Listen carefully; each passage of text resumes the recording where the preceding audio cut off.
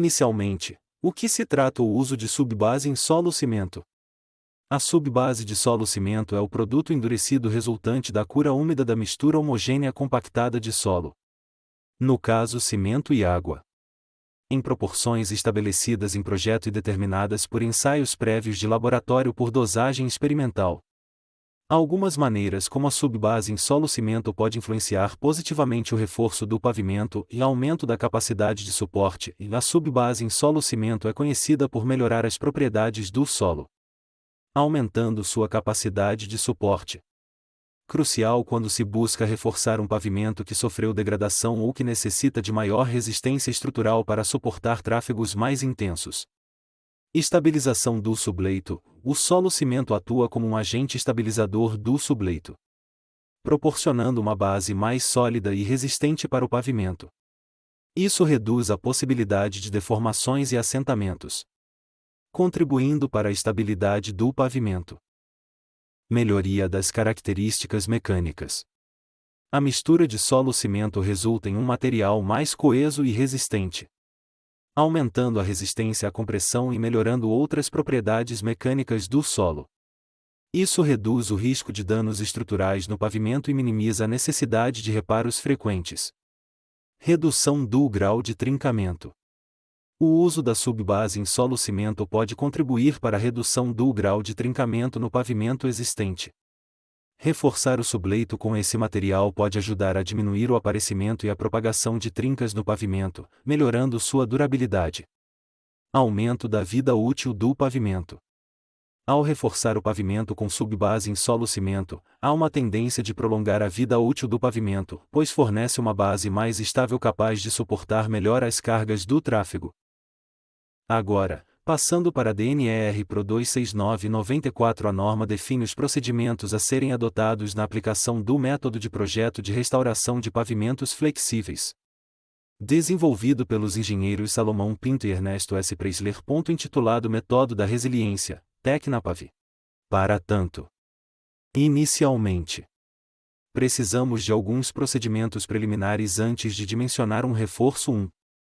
Definir segmentos homogêneos a partir de dados iniciais da via como dados do tráfego, informações do subleito, deflexão recuperável do pavimento, espessuras das camadas, e condições superficiais. 2. Também precisamos de dados fornecidos por sondagens e determinados em laboratório como caracterização das camadas e subleitos, granulometria e determinação do CBR do solo. Com essas características definidas podemos definir deflexão característica, que é calculado pela média de deflexões mais o desvio padrão, grau de trincamento, TR, tipo de solo da fundação da via, sendo o solo tipo 1, 2 ou 3, e por fim, espessura da mistura existente de betume e de camadas coesivas. Para cada segmento deve-se definir a estrutura de referência, constituída por 3 camadas com suas respectivas espessuras, como o exemplo que temos na imagem. E também observa-se a tabela para definição do tipo de solo no canto inferior esquerdo no slide. Após isso, devemos seguir o seguinte roteiro de cálculo como demonstrado no slide para o dimensionamento do reforço, com as seguintes equações. Não esqueça de bater um print para usar em seus exercícios. Agora que conhecemos o procedimento para dimensionar o reforço, vamos praticar com a seguinte questão. Primeiro, já reparamos que a partir dos dados fornecidos trata-se de um tipo de solo. Terceiro, ao observar a tabela no qual trata-se de solos com grau de resiliência elevado, não é aconselhável seu emprego em camadas de pavimentos, como subleitos requerem cuidados e estudos especiais.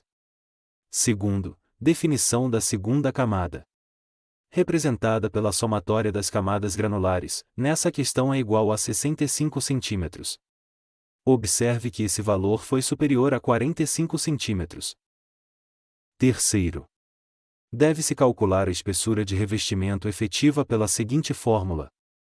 Lembrando que a deflexão característica obtida foi de 100 centésimos de milímetros. Dessa forma obtemos espessura efetiva igual a 6,44 cm. Observa-se que espessura efetiva é maior que a espessura existente de 5 cm. Logo devemos considerar que a espessura efetiva é igual a 5 cm. Quarta. Deve-se também calcular a deflexão máxima admissível pela fórmula abaixo em centésimos de milímetros, no qual está relacionada a número n, número acumulativo do eixo padrão durante a vida do projeto, no qual é 5 vezes 10 elevado a 6. No qual deu igual a 77,37 centésimos de centímetros. Quinta.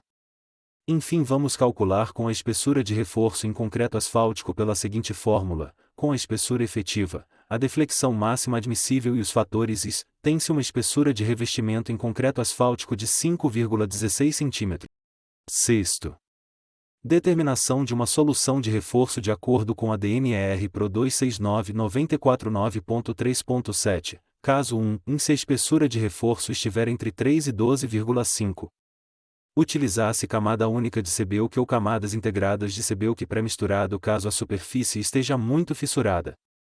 São alternativas que podem ser consideradas a partir das condições de superfície existente, contemplando as características de deformabilidade. Concluindo, podemos utilizar de uma solução de 5,20 cm de CBUQ para este problema em questão.